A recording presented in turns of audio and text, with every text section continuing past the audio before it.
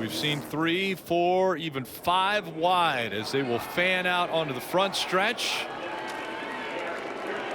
On the outside, Sheldon Creed, Brandon Jones making up row 1. Green flags in the air. Pretty organized in the back. Only a couple cars popping out of line. Coming into 1, 3 wide for that 3rd spot. Yeah, Chandler Smith in that 81 does a nice move, drives it in, but carries a little too much speed, slides up the banking, and now he's under attack from the 7 of Allgaier. And 17 of William Byron, who's back there. As the fight for the lead continues, Brandon Jones on the inside. Here they come into turn 2. Oh, Sheldon Creed outside through the tunnel. That is so treacherous. He gets so narrow on exit, but he makes it work. Still side by side, fighting for the top spot. Now this is where the outside can actually work for Creed. Not overdrive the middle, get back to the gas, take this momentum, try to drag race the 9 off, force the 81 to push you on the outside. You see the 9 get away, try to avoid that side draft. For a whole lap, they stay side by side. Now the preferred line goes to the 9 of Brandon Jones here on the inside as they go into 1 again.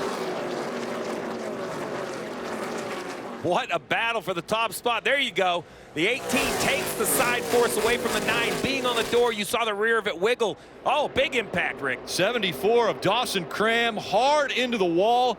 Left rear is destroyed. And let's see if the caution comes out. Doesn't look like he's going to continue to roll. Still no caution, though.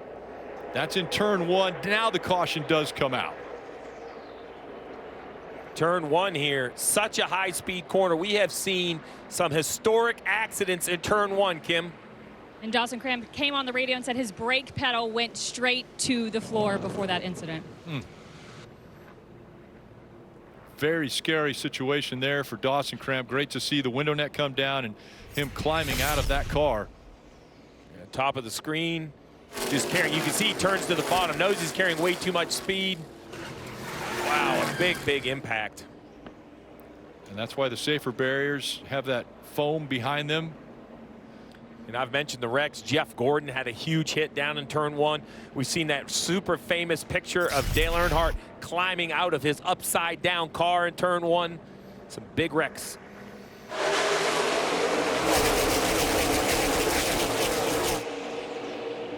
A little better start this time. Help with the 81. Chandler Smith giving the 18 a little push, maybe a little too much. Had to catch it, and here comes the 9 again.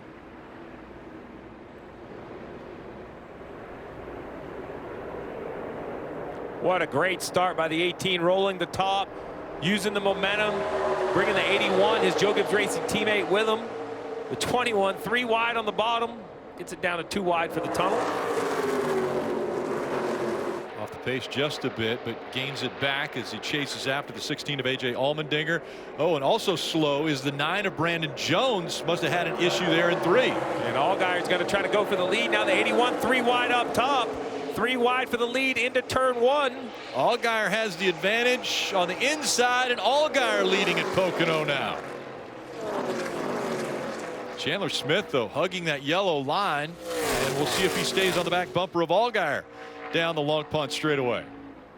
You see right here, now we're looking for left sides to put on the car. Pit crew not even ready to change tires, so a very slow stop. Those are the small things that smaller teams just need to work on for execution. You have to be ready all the time. He's going to lose a lap as the 9 continues to go backwards. Yeah, struggling in turn 3 for some reason is Brandon Jones. He looks like he's coming to pit road now. Yeah, I think he has a tire down on this car, or at least it's driving like it. What a disappointing start to this race. Brandon Jones with a really good qualifying effort. The race started, he looked good. This Creed battle with Sam Ayers for the final point that will be paid.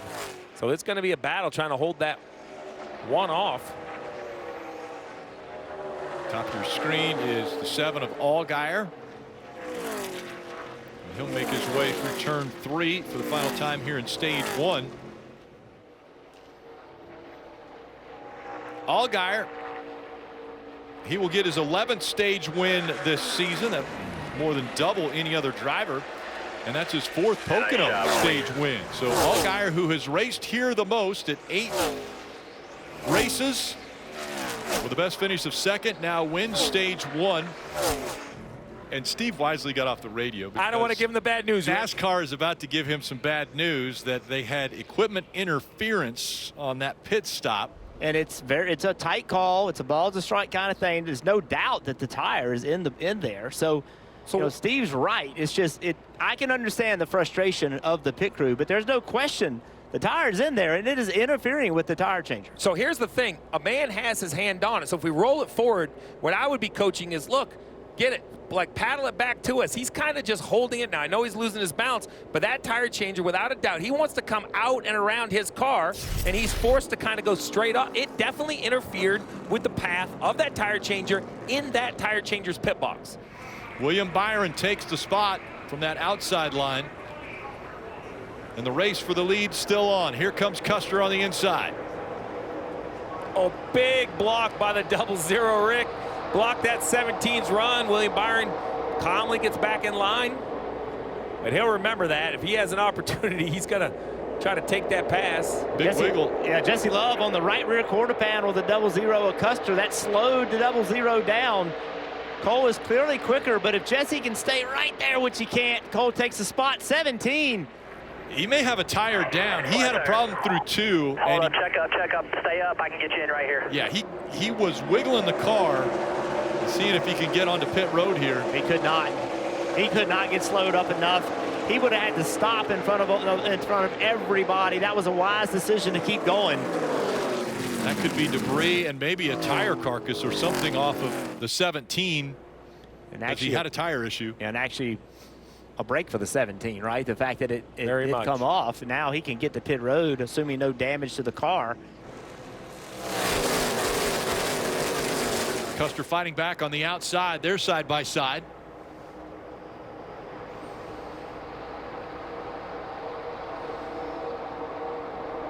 Aggressive move by Austin Hill, takes second away. I believe the 2 of Jesse Love's going to have to pit because he stayed out before, and I don't think he's going to be alone. There you go, the 2 and the 1. They're going to stop before the end of the stage. Both locked up tires coming to pit road. But they better have perfect pit stops. It's very close. If they don't get it perfect here, Kim, they could get lapped. So they will blend for sure through turn 1. But remember, they still have to run these next 2 laps and stay in front of the 00. We'll see if Custer can make any ground on them as he goes through turn 1. I think they're going to be okay. The 2 is the closer car to the 00 than the 1. There's the 00. Yeah, I think both of those cars are going to be all right. And it's going to be the 3rd stage win this year for Cole Custer. Second for him at Pocono.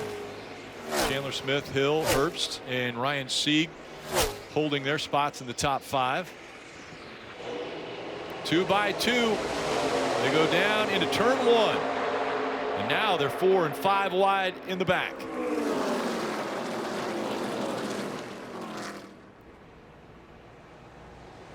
And a couple cars up into the wall. One of those is the 43 of Ryan Ellis. The most damage, it looks like, is from the 43. Caution comes back out. Brendan Poole is involved in the 44. I saw the 07 of Patrick Emmerling go by. I'm not sure if he had some issues with this. Jeff Burton, the 27, the 11 of Williams underneath him, and then, you know, the 3 wide, 4 wide going into the corner. Contact with the 31. Up the racetrack he goes. Saw the 42 of Leland Honeyman also collected in that, the 19-year-old. It's been that type of year for the 31 of Parker Utzloff. Just, you name it. If there's a wreck at any point, whether it's their doing or somebody else's, it seems like a Jordan Anderson racing car, either the 27 or the 31's in it. Now that one I'm going to put on the 31. He kind of got loose at the bottom, but just not been a great year for the organization. Big run by Love as they go into turn number 1.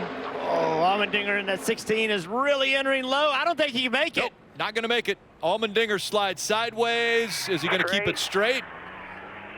He doesn't get hit from behind, and that's an amazing accomplishment, and they stay green. Yeah, still green. That is a huge disadvantage for Allmendinger. Love was able to make the pass on William Byron. So Love is out front. Then Byron, Hill, Mayer, and Custer top 5. 17 car. William Byron got underneath Jesse Love off of 3. Now Jesse Love back to the bottom. Crossover move for Love, and can he take the lead back? William Byron still has the advantage.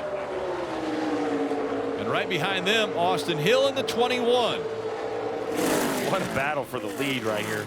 Oh, here comes Hill. He looks to the inside of that 17. Yeah, William Byron was trying. He got into the corner high, tried to cross underneath the 2. He could not do it because Austin Hill was there. Now Austin Hill battling for the lead. And a little bit of slide out of Hill, and that opens the door for Byron to take the lead back. That was great racing. Look at this. Here comes a run out of Love. And Love's going to go by, and those are teammates, the 2 and the 21. So I was wondering how many, remember this is the radio, we heard that they might do 2 tires on. I like the 4-tire call. I just think there's enough racing. I go get that tire though and bring it back, and these are the things that just, as a crew chief, you get so frustrated. You could do all the strategy you want, but if you cannot execute, it doesn't matter. No good calls make up for it. Brandon McSwain making the call to bring William Byron down pit road, bottom of your screen. To the car just a little bit too free, very small air pressure adjustment. And yes, this should open the floodgates. Leader coming down pit road. I see a lot of teams scurrying. It's going to be busy next time by. Nice work by the 00 right there. Jumped in front of the 17 off pit road. So right now, though, the 17, he knows his job is to get by Custer. He has to assume this is the race for the lead. Go take the fight to him. 10-4, we're committed to our game. I need 100 foot. Yep, and I think this is going to work. It's a long ways. So here's the thing. I need 100 feet.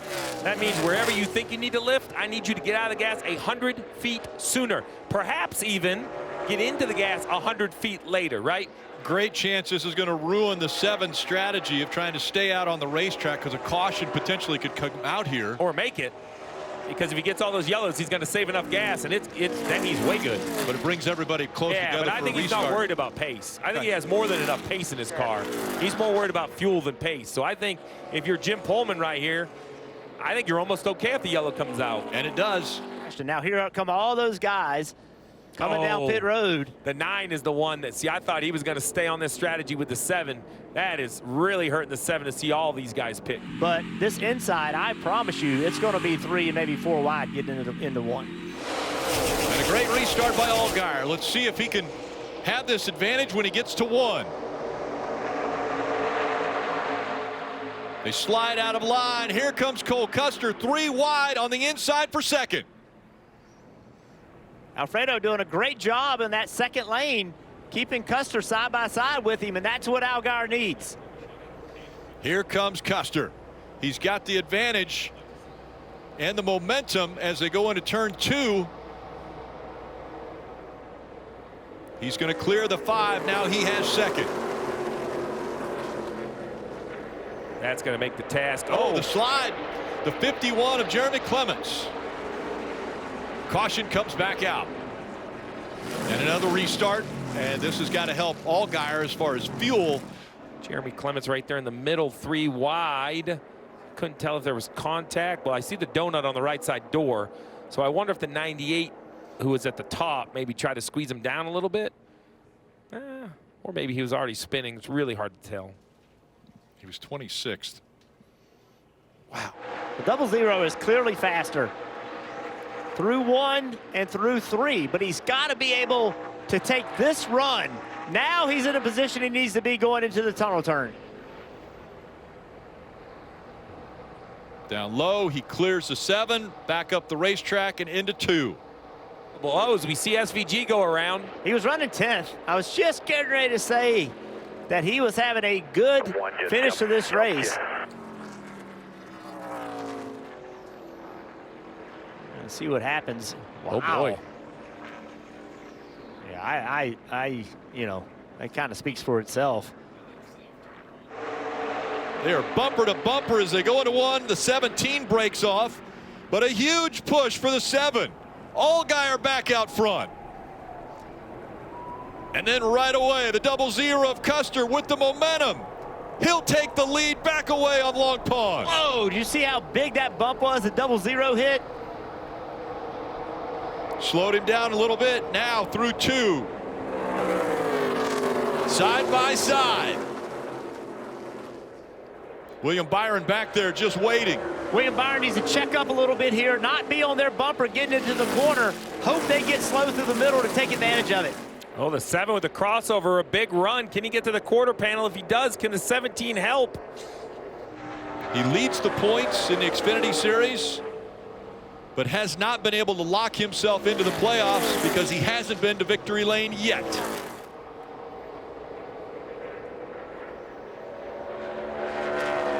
Into turn 3, a big advantage over the 7. Cole Custer, the reigning Xfinity Series champion, comes onto the straightaway. And Custer is going to win in Pocono. Race over, guys. Thank you guys so much. That was unbelievable race car. That was, you guys did a great job. JT, everybody at the shop.